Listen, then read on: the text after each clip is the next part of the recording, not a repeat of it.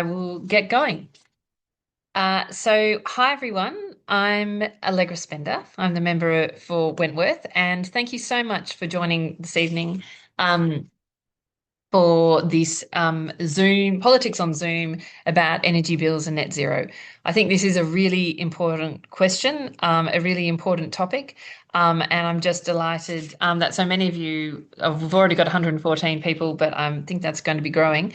So many people are interested in this topic and really want to understand, and it's really important and it's pretty difficult. So I'm joining from Canberra, with Parliament sitting this week, and so joining from the Ngunnawal and Ngambri lands, and wanted to pay my respects to elders past, present, and emerging. So why are we holding? And then I also have a special guest here tonight, who I'll introduce in just a moment.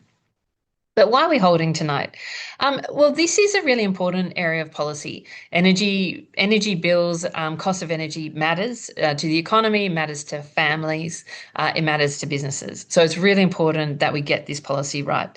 It is also obviously how we deliver energy also obviously matters to climate. But today the focus really is particularly on cost of energy. This is really important because there's a lot of misinformation, disinformation, a lot of asserting out there. So what we're trying to do is really to provide as much as possible a fact base on this topic of what drives power bills and what can we do about them. I do want to arm the community with the facts, but I also want to hear your questions and your concerns. So we've got the chat. We will do our best to answer as many questions as possible at the end of the session. So we'll have about a 20-minute or so discussion between Amandine and I. And then we will move to some pre-submitted questions, and then whatever chat questions we can get to, where probably there'll be some overlap as well. So please do put your questions into the chat. But we won't be answering so much questions on personal energy decisions and battery configurations. I know there are some people who really want to have that information out there, and it's really important, but this isn't, I'm afraid I'm not your personal best expert on this piece, but we'll try and provide any other resources in that space if we can as well. And so really, I wanted to flag with you, fundamentally why I did this, I decided to hold this is because energy bills really matter. I'm someone who cares about the environment, but for me, the economy is also incredibly important and energy bills matter. But I want everybody to be well informed and I want to give people a chance to, ask the questions that matter to them. Right. So I'm now going to introduce Amandine. Amandine, I hope, can you hear me now, Amandine? Yes, from my Uh, phone. So bear with me with all the technology issues. Hopefully that will work okay for this event. we can hear you and see you, and that is what matters most. So Amandine is, Dennis Ryan is the CEO of IEFA, which is the International Energy Economics and Financial Analytics, organization in Australia since 2022. She's a recognized expert in energy markets and the energy transition. Amandine has a particular expertise on gas and LNG markets, demand side opportunities, and industrial decarbonisation. She's had a huge variety of organisations on strategy, investment, and risk implications of the energy transition, including, I think, McKinsey, where I also worked a long time ago, but we never overlapped. So, Amandine, we're really delighted to have you as part of this because it's a really complicated sector, and people want to be well informed. And I was really impressed of hearing you the other morning on Radio National. I thought it was just wonderful to have someone who's just interested in the facts and then interested in the complexity of the market and on the complexity of how Australia thinks about energy and how that intersects with climate. Right. So I think we're going to kick off. And really, we're going to have this sort of discussion in two halves before we go to questions. Firstly, we're going to talk about why energy bill is expensive, what's driving energy costs, how can we drop overall prices at a large scale, but also how can we drop overall energy prices at a personal household level. And then secondly, we're going to look at how net zero plays into energy bills as well, because I think that's another area that's really important. And certainly there's a lot of discussion going on around that topic at the moment.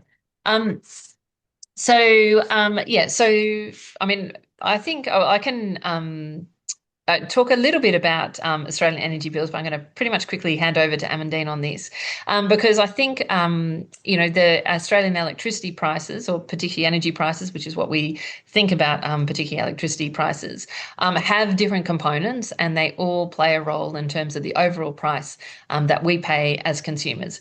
And those key components are the wholesale costs, network costs, retail costs, and environmental costs. They all play into this, and they're all they're all pretty significant. And we have seen prices in Australia go up by, without subsidies, by around 35%. Over the last 3 years, which is part of actually a global trend. So one of the things that's really interesting to me in looking at this is, people in Australia are worried about their energy bills, but Australia's energy costs are pretty comparable to most of the OECD. The price for households was so 0.39 kilowatt hour between 23 and 2025 in Australia. The OECD average was 0.38 kilowatt hours over that same period of time. And it's sort of keeping us in about broadly the same ranking as we have been. So it's interesting to say energy costs have gone up across the world. Australia's about average and is sort of sticking broadly with where we have been in terms of our position, but our costs have gone up. So I'd love to then hand over to you, Amandine, and tell me, can you give us a bit of sense of why have bills gone up, particularly over the last 3 years? What are, of those different cost components, what's really driving it? Sure. And you might have to bear with me. This is a pretty long answer because there's a lot of different elements that are driving this. But maybe if I start with what's the relative size of the different components that you mentioned, the wholesale costs and network costs are really the two largest contributor to bills. And I mean, it varies depending on states and network provider and so on. But broadly, I kind of say that each are about 40% of energy bills. And within networks, you have about 80% that's distribution networks. So your kind of local cable poles and towers. And then 20% is the transmission. So that's the long distance, large volume, if you want, poles and wires. And of the rest of the 20%, that's dominated by retail costs, and environmental costs is a small part of that. And so what we've seen in the last few years is, in particular, the wholesale costs and network costs really driving the electricity bill increases. But in the last year, in particular, we also saw quite a big increase in retail costs, whereas environmental costs went down. So then if I start digging a bit more into the different elements, on the wholesale front, we find that the main factors that have been driving the wholesale costs up are actually increases in gas prices, increases in coal prices and coal outages, and also impacts of a lack of competition that is driving bidding behavior of companies. So gas prices have tripled in Eastern Australia in the last decade, and that has been linked to the start of LNG exports in Queensland. And we've seen gas prices typically have an oversized impact on electricity prices. Until quite recently, you had a perfect correlation between gas prices and electricity prices. And only recently did it start decreasing as pretty much renewables started breaking a bit that link. But gas prices still have a really big impact on gas prices because they are often the marginal price setter, or other technologies use their price as a guide for what they can bid when they are the marginal price setter. Can I unpack that a bit? Because not everyone might be across with marginal price setting. My understanding is basically the energy markets are pretty much a live market on the wholesale level. So, people are constantly sort of, got all this sort of energy being bid in on different formats. And the point is, so if there's heaps of solar in the system and stuff like that, that's when costs can be really low. But the benefit of gas is that you can turn it on and turn it off really quickly. So So that's where gas, often gets used to turn on, turn off really quickly. In which case and that's why it ends up being pretty expensive because you start to use gas. Well, and gas is expensive, but also because you're using it in particular moments when you really need it, and so that's when it can charge high prices. Is that a fair explanation, Amandine?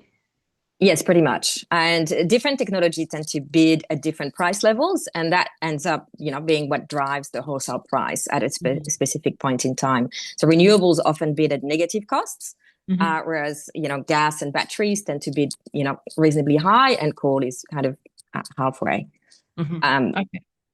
so another factor that has driven wholesale prices up is coal prices. That's spiked after the invasion of Ukraine when fossil fuels prices generally went up.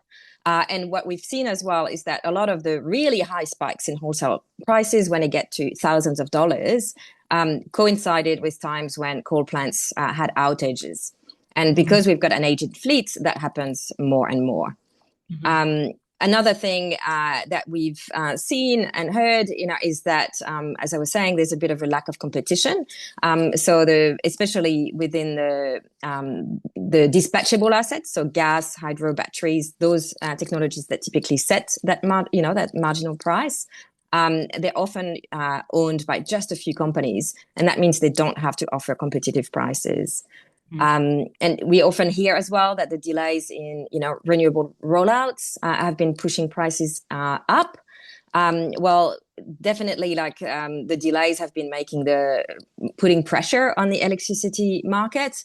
But I wouldn't necessarily say that that's a direct responsibility of renewables, because pretty much what we're seeing is we need to replace the coal assets anyway. Mm-hmm. And whatever technology we would replace it by would likely have similar challenges. Like large projects all have delays and cost blowouts Mm-hmm. and cost blowouts. So that's probably some of the main factors that people have been mentioning have been driving the prices up, and the delays in renewables mean that we've been relying a bit more on that gas and doing a bit more of refurbishments of aging coal plants than we would need in an optimal scenario.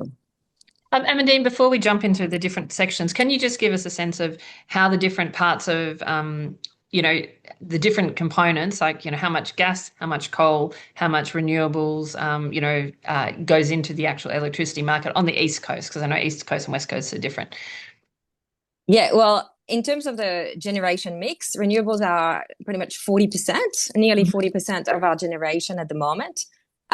Gas, sorry, I don't have the number exactly in mind, but it is a reasonably small percentage of our generation mix. We've actually Mhm. seen gas generation, I think it's about 5%. Yeah, it's about, Um, yeah, it depends on New South Wales, I think is three. My understanding is yeah, about yeah, five. Yeah. it's about five. Yeah, I just remembered. So it's dropped quite significantly. It's decreased by about 60% in the last 10 years. And coal is pretty much the remainder, Mhm. with batteries being a net neutral. Okay, cool. And then should we briefly talk about sort of the network costs, retail costs and environmental costs? Sure. So network costs have increased quite a lot as well in the last few years. It's a bit of a similar situation than in the generation side, where there's a lot of aging assets that Mhm. need to be replaced anyway. And then we also always need to invest in new connections as the population increases. And then, as you would be aware as well, there's been a lot of new investment needed in transmission to connect renewables. What we found is there's also been a lot of inefficiencies in the expenditure.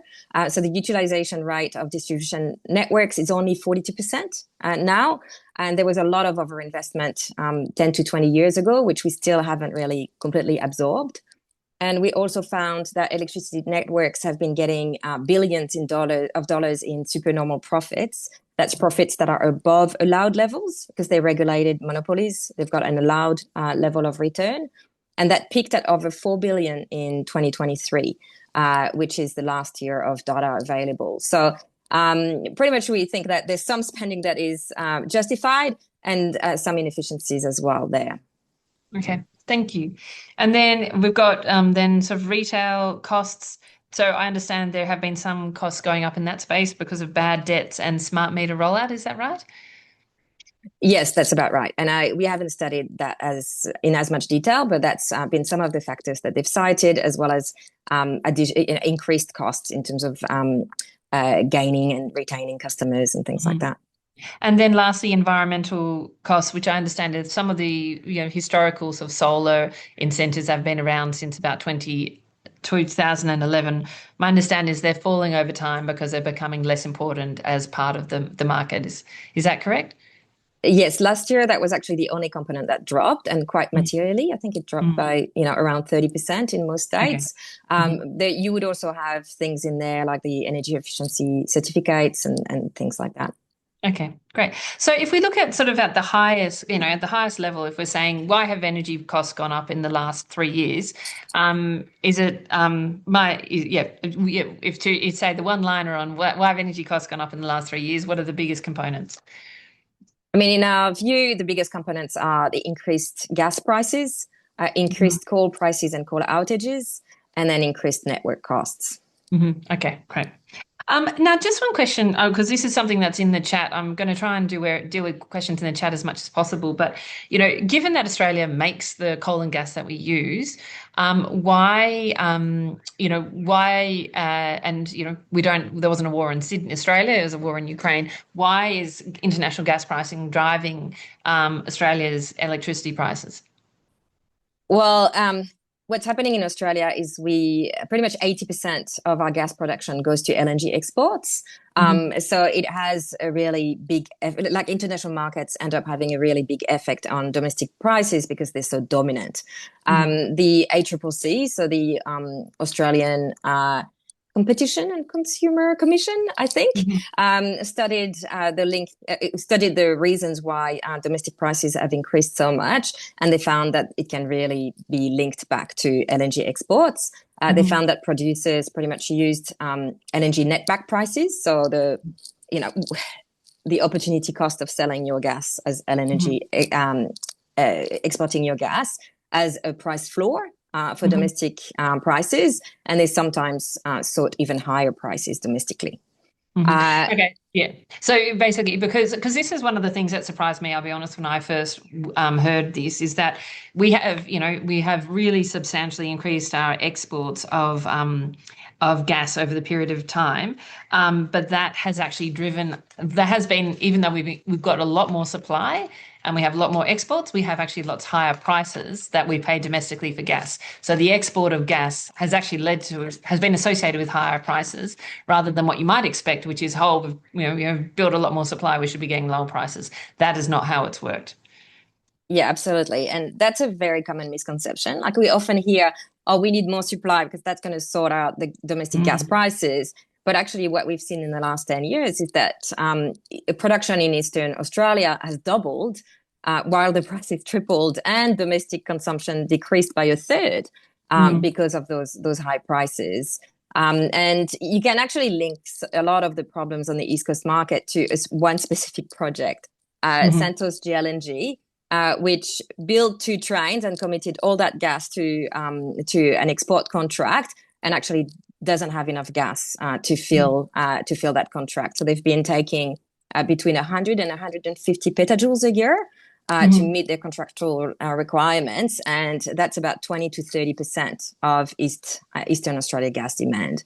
So Okay. there's really big problems in the market. Other factors include also a lack of competition. There's Mhm. enormous market concentration. Pretty much the market is dominated by those LNG exporters, and Mhm. lack of transparency, which are also pushing prices up. Okay. Now, one big piece, and this is something that is really out there, which is to say that renewables are responsible for the increased costs in energy. Obviously, we're building lots of renewables at the moment, and there's aspiration to build more. Are they part of the increase in costs in terms of our energy costs? I mean, what we're finding is that it's the contrary. We looked at the correlation between the percentage of renewables in the system and the wholesale price, and we found that the more renewables you have in a system, the lower the wholesale price. And that makes sense because they tend to bid at a negative price. Mhm. As I was kind of mentioning before, what we often hear, it's the delays in renewables, it's the rollout of transmission. These are the things that are increasing costs. And I think it's just really important to go back to that key point, which is we're not deploying renewables by choice. Our assets are aging. They need to come out of the system. We've had 13 coal plants retire since 2000, and we've only got 15 left, which are on average 4 years away from the from the average closure age of the 13 plants. A lot of our coal assets need to come out, like refurbishing them, which it comes at a very high cost and high risks. We're talking about hundreds of millions of dollars, of sometimes over $1 billion for refurbishing those coal plants, and that's not always financially viable. So we do need new assets. So then the question is, what is the best option? And renewables are just clearly the lowest cost option, even when you account for the additional cost of building the transmission, building the firming to back them up. CSRO has shown that they still are at the moment on par with coal, and they will be materially cheaper by 2030. So really the impact of renewables on the system is to push prices down, and the faster we roll them out, the faster we'll feel that impact. Yeah, it's interesting because again, there was that Griffith University study which found that from the early 2000s, they modelled, what would have happened in Queensland if they had put in gas and coal instead of the renewables that Queensland put in that period of time. And the impact on energy bills, they assess would have on wholesale energy prices was 30 to 50% higher under the coal and gas scenario versus the actual renewable scenario. And this is consistent, I think, with what the International Energy Agency has said, which is one of the big sort of international kind of sort of pan sort of country bodies on energy that has said that if net zero is the best chance to reducing power bills over pursuing net zero over time, but obviously there's a bunch of upfront costs, particularly if you are in a case of like Australia where you have a lot of old assets that need replacing, which is sort of coming a lot at once at the same time as well. Yes. And I mean, what we see globally is that renewables, like more and more countries are shifting to renewables, and they're really shifting away from other technologies. Like, I mean, when you look at even emerging countries in Southeast Asia, a lot of them have now said that they want to get out of coal.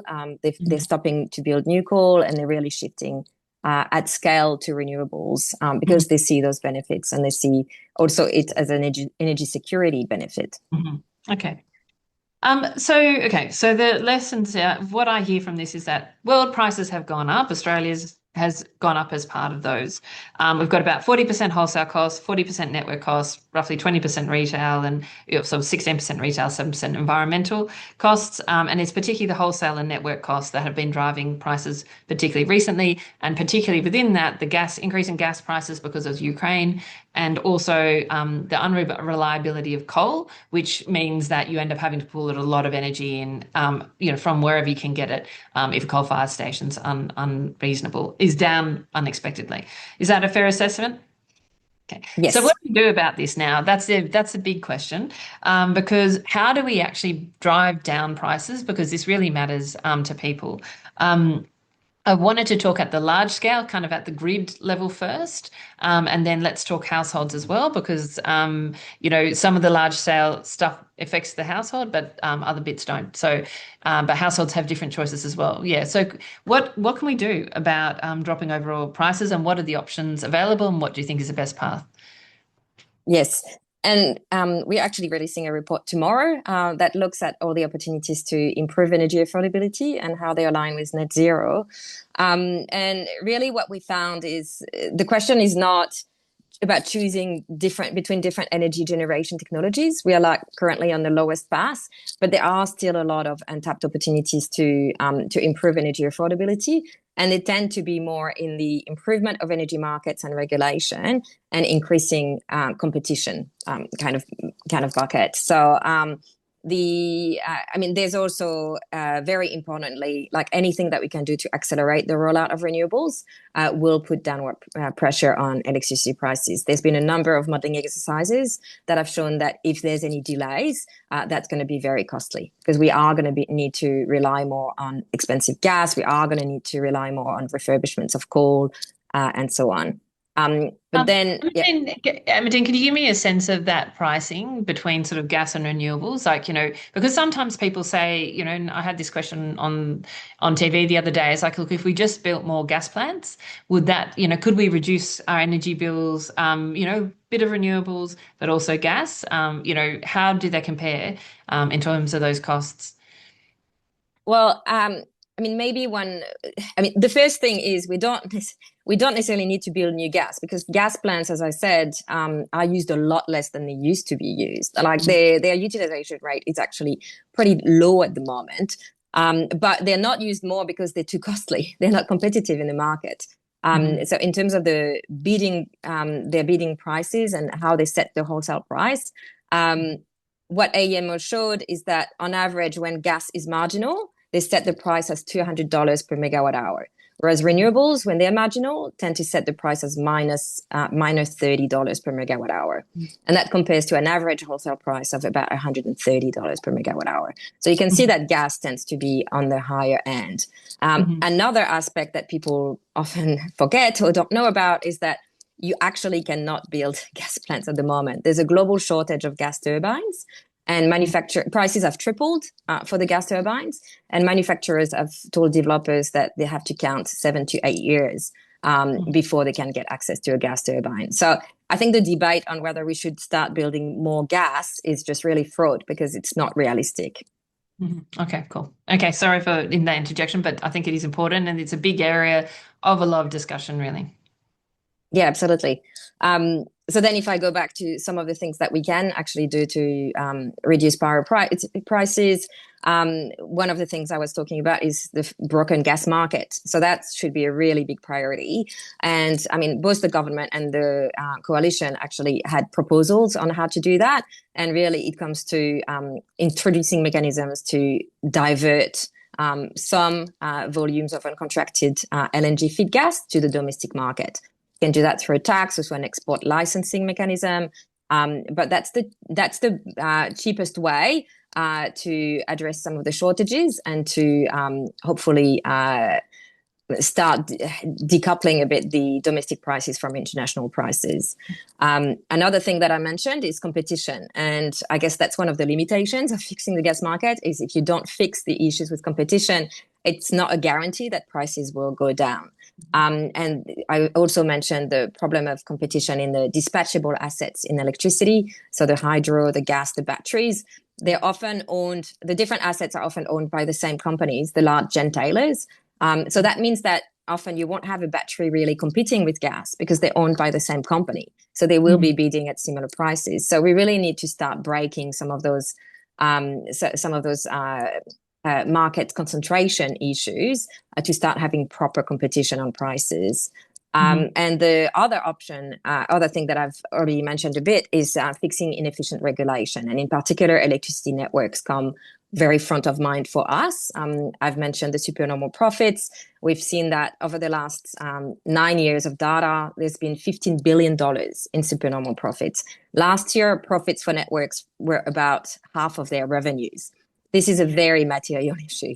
And we also Wow. found that there was systemic supernormal profits in gas networks, but Mhm. nothing is being done to address this issue at the moment. And there's also a lack of competition in networks. So at the moment, distribution networks are pretty much the only technology, like poles and wires are the only technology that's allowed to provide network services, whereas solar and battery and small scale solutions could actually compete and avoid a lot of spending. So we need Mhm. to allow them to compete and on a level basis.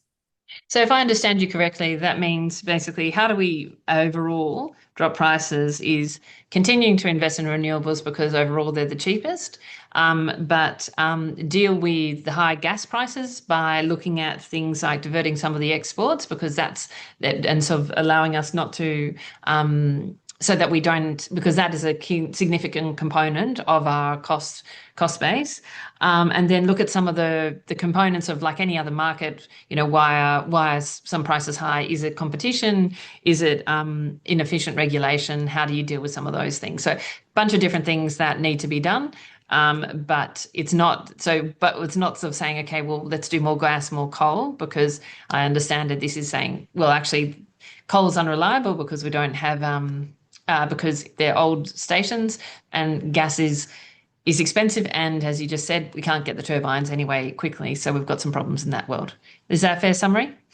Yes, absolutely. And I mean, you just don't have to look at what the private companies' Mm-hmm. decisions are and, what the market signals are driving. And 96% of the projects in the national energy market pipeline are renewables and storage.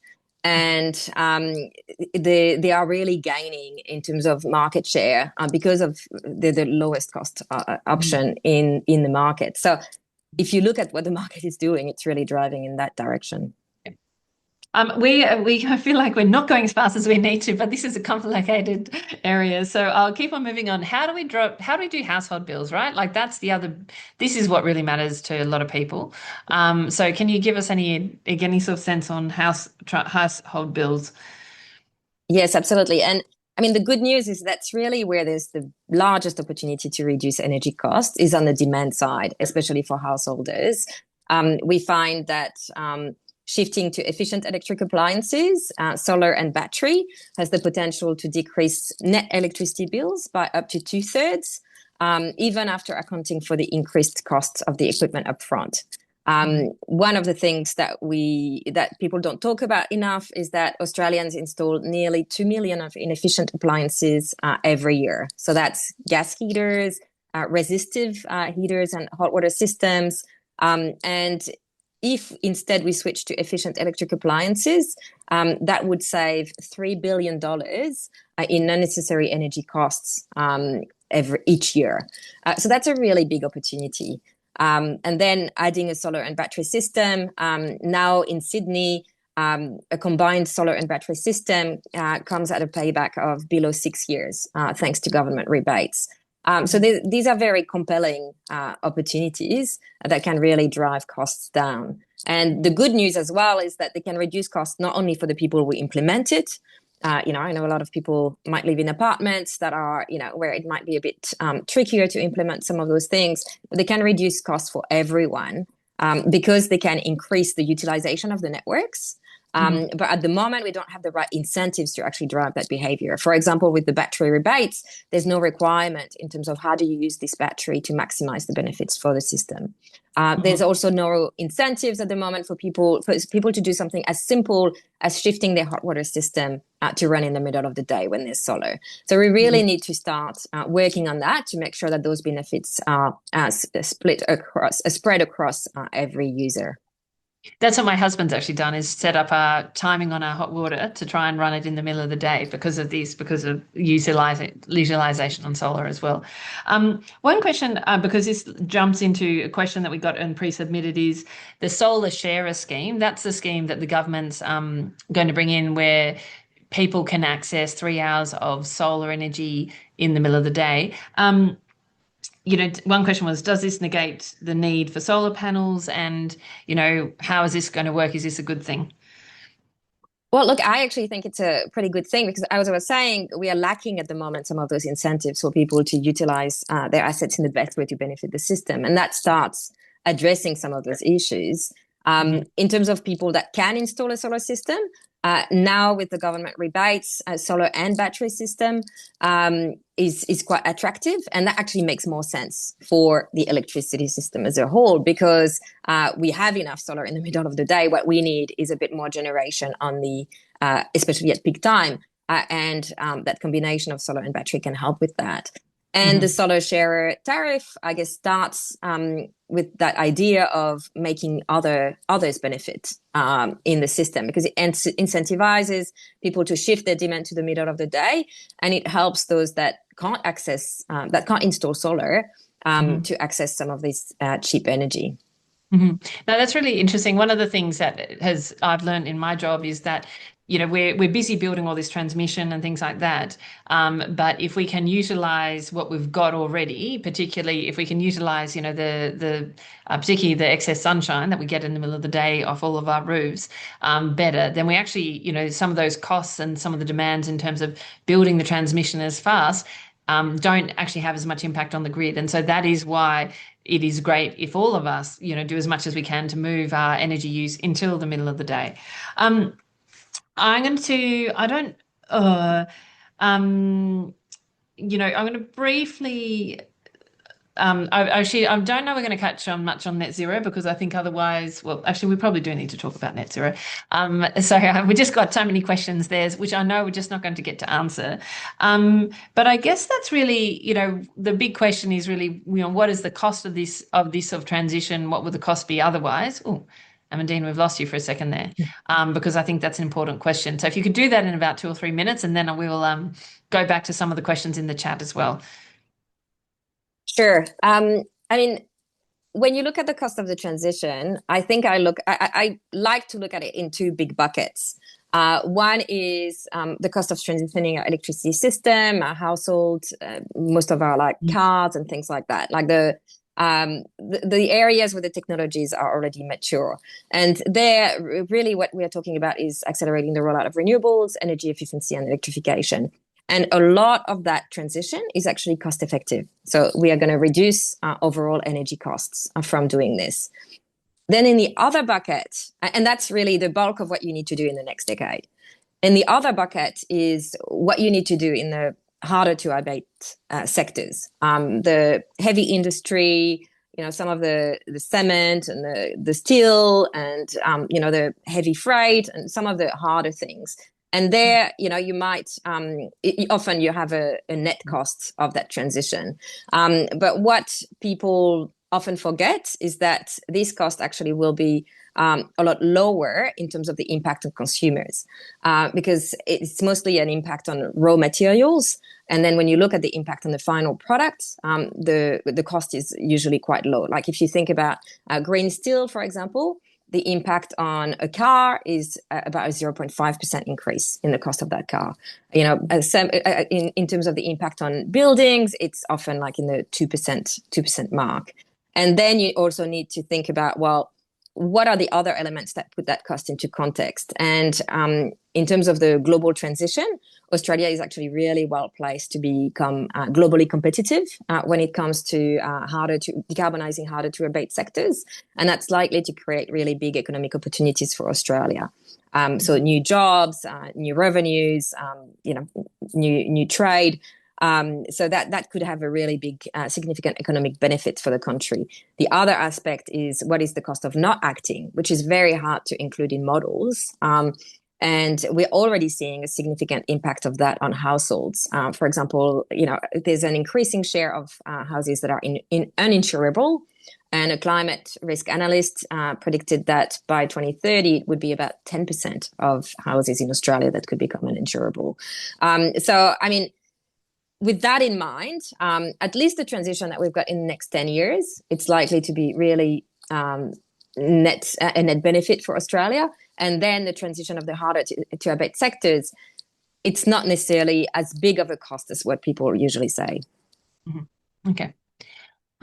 I'm going to, I guess just I won't go too far into net zero because we could spend a long time here. I think but the piece I took away from the net zero piece is particularly the IEA stuff to say, if we're making these decisions, if we can clear on what we're doing and we stick to a plan, and the benefit of renewables is obviously once they're up and running, they are up and running, and you don't have to pay for the coal or the gas on an ongoing basis. That is what is, I think, important in terms of thinking through why the IEA and others are saying that actually committing to net zero is the cheapest chance that we have going forward. All right, let's go to some of the questions from both the floor but also from the room and try and do some rapid fire ones. We've got some questions about tax on gas and and about international prices. I certainly have a view, and Amandine, if whether the companies have been paying enough tax on gas, I would say the answer is no. Feel free to disagree with me if you don't think so, but I think the PRRT, the petroleum and resource tax has not been effective in terms of getting tax on gas. And then the other question was, coal, why do we, if we own these resources, why do we pay international prices? It's because it's traded and we haven't made any decisions not to do it that way. And so that is what my understanding is. That's actually the opportunity for government to consider. Whether we do want to have different domestic and different international prices on particularly on energy resources. Is that fair assessment, Amandine, before I move to other questions? Yes, absolutely. Okay, good. So then some questions about there's a lot of different questions. Um, one question is how are negative wholesale prices good for consumers? It's like a different sort of question where someone was saying, oh, look, if it's only $30 per megawatt hour, how do any of these companies make money when they build wind and solar? Could you comment in a bit on that? Is on, that sort of, those dynamics of sometimes prices being negative and sometimes prices being positive, and how do the economics add up? Yeah, I mean, because renewable energy assets currently get some revenue anyway from the renewable energy certificates, or sometimes they might have, contracts. So that's what allows them to be negative prices, but that definitely pushes wholesale prices down. So that's good for the consumers, but it's not sustainable in the long term for them to have negative prices. So at the moment, the government is reviewing the market settings to ensure that we've actually got a market that supports investments in renewables in a world where there's no more renewable energy certificates, and also in a world with high shares of renewables. Yeah, I guess because that's some feedback I've been given that basically the market was designed, our whole electricity market was designed when we had big coal-fired power stations. That's what we did. And so you want a slightly different incentives, particularly on things like demand, but how, for the different actors, given what a different kind of market that is emerging in terms of Australia. Another question is, my energy providers defines off-peak as weekends and evening after 10 p.m. to 7 a.m. Why isn't off-peak during the day? I thought it was a really interesting question. Yes, that also puzzles me. So I think there's a lot of things like that that are just inherited from history, and that really need to be revised um, to adapt to the new energy system that we have now. Mm. There's a comment saying, look, I'm an age pensioner. My electricity was high in winter. I'm under Energy Australia. Is there anything that, how do we have any advice to this person, in terms of how to manage their electricity bills? Because sometimes it is really tough. Yeah, I think, I mean, one of the big levers that people have is that they can change plans and they can change providers. And you often, sadly, get a better deal when you change providers than when you stay at your current provider. But there's a lot of comparators, websites where you can compare different tariffs. I'm not sure what it's like in New South Wales. In Victoria, there is one that is government developed. So that has really every option. So yeah, I would really encourage you to look at alternative Look at options for that. you. Because I think, yeah, some people have the option of solar and batteries and things like that. Some people don't. So if not, and also looking at different appliances. But I get, forking out for an appliance is expensive. So that can be, I think, looking at that's one thing to start is if you don't need to replace any of those appliances, the ones that are the most power hungry, look at other ones. We just, we were lucky our stove broke down, so that was the time to invest in a new induction stove. But otherwise, but it Yeah. can be a big upfront cost, which can be expensive. It Um, can be. It's worth noting that there's now some providers that offer zero interest rate loans, and I mean our calculations show that in many situations, even counting the full cost of the appliance, you're still better off. So even if you have to early retire your other appliances, so it's worth also getting some information about the financial benefits of shifting. okay. A question that came up of um, uh, sorry, I've lost that one. We had a bit about sorry. Sorry. Sorry, I'm just I'm getting um so in terms of in terms of different the kind of I think market concentration comments and regulation, there's a few comments to say, look, that sounds like a failure of regulation of the regulators in the different parts of the market, including the sort of the retail and network pieces. Is that your assessment? It seems you are thinking a lot about the regulatory settings here. Yeah, and look, I'm not a competition expert, but it sounds like there's a few things that could be done to try. Oh, I've just lost you. I can still hear you. Okay, great. Sorry, you're back. Hello. Yep, I can Okay. hear you. Uh, Sorry. the short answer was yes, I think you're right. I'm not an expert on the topic, Okay. but there's But one, more things that could yeah, be done to increase competition. yeah. One question was to say, are we sure it's not cheaper to refurbish the existing coal plants and stop building transmission, than, overbuilding wind and solar and transmission? Sort of a question that someone has. Well, I mean, we haven't done a comprehensive analysis of all coal plants. So there might be some younger coal plants that could be refurbished cost effectively.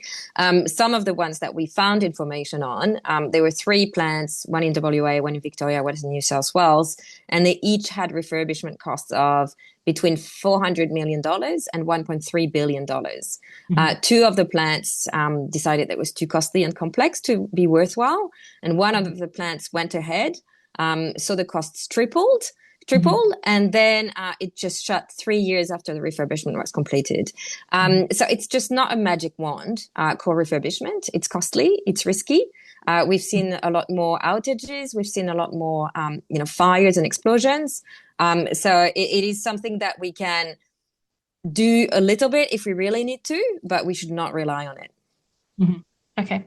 Um, Then I guess the other kind of piece is, a little bit about the environmental subsidies, because there are some environmental subsidies. How do they sort of rate compared to the other sort of prices and costs in the system?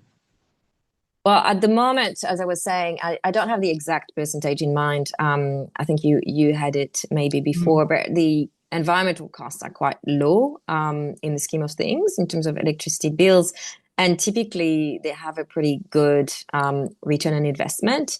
Mm.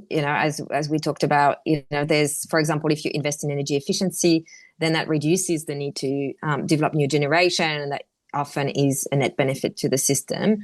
So Okay. yeah, we haven't done a full analysis, but I would suspect that usually there's a good, social return on investment. Okay, so that's a good point. So what you're saying is that some of the environmental subsidies have allowed us to reduce costs, reduce investment that would otherwise have to make. And so that is the benefit of, getting households, for instance, to invest in solar and others, because then, we have to build less transmission, we have to build less sort of capacity in the system. Yeah, a lot at least of the, those small scale solar, environmental energy efficiency certificates and so on have been at the household level. So they are definitely going straight into avoiding investments. Okay. I'm going to call us there just because it's been pretty technical, and significant. But I just want to say a huge thank you, Amandine, for your wonderful contribution, and also for all the questions and engagement. I think we've tried to cover as much as possible. One comment which we haven't covered off is actually the only actually question we haven't covered off, or not the only question we haven't covered off, but one question we haven't covered off is saying there are some industries where renewable energy, for instance, can't yet supply them because gas is required at the high heat. And how do we think about costs in those sectors? And my understanding on this is actually, yeah, the technology has not, we cannot, not all sectors are able to be run on renewable energy, for example. Some sectors, smelters and need to be run on at this stage on gas. And that is why there does make sense to look at some of those big sort of gas costs that as a country we're facing and consider, how do we lower the domestic price on gas?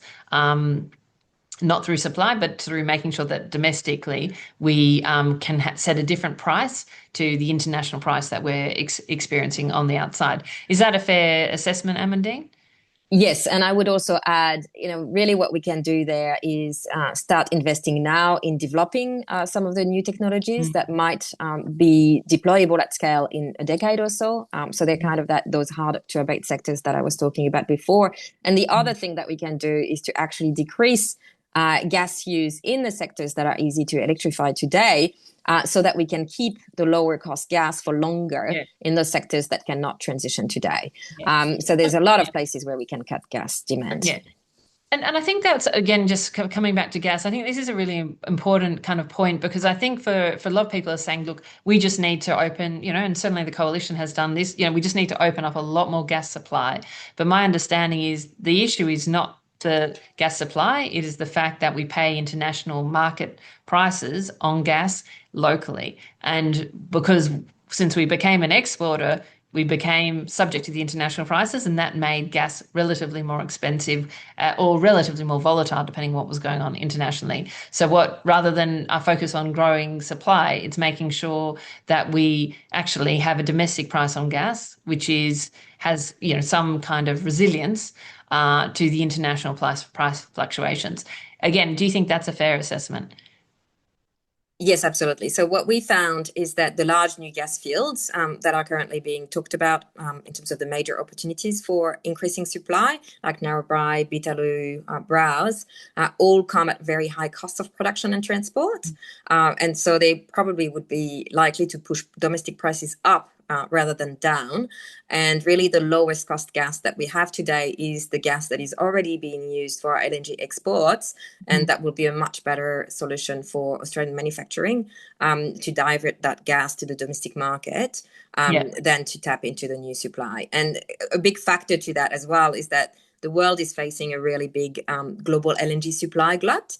So there's going to be significant oversupply starting from next year.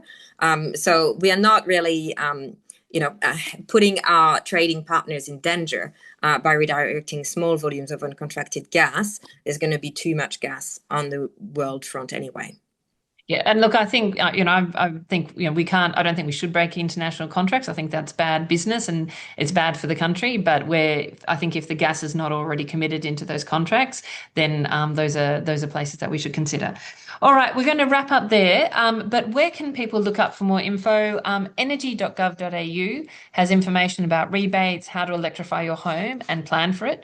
And Solar Consumer Guide for Government has information about solar panels, and you can use something called Sunspot to see if your house would work with solar panels.